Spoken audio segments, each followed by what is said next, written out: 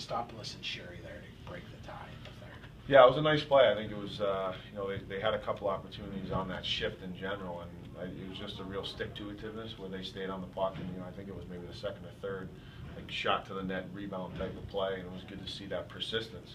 And then you had a couple of skill guys that can make plays with a real persistent work ethic. Did you see a little extra fist pump out of your captain on that? Yeah, he was pretty jacked up on that one, I think. It was good to see, yeah. Is one of the things you could take from this fact that every time they had a lead, you had an answer, and it was relatively quickly, too?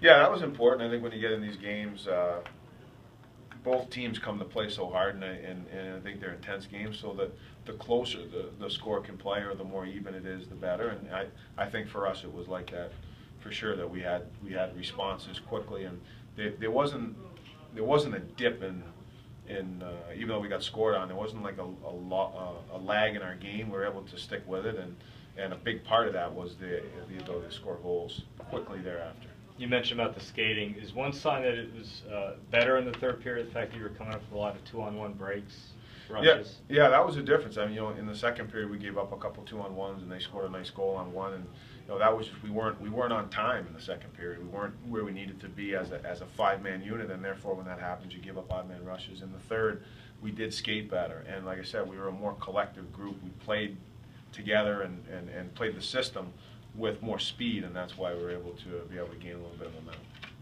You talked a lot about, leading up to this, about how, you know, each of the last 16 is an important game.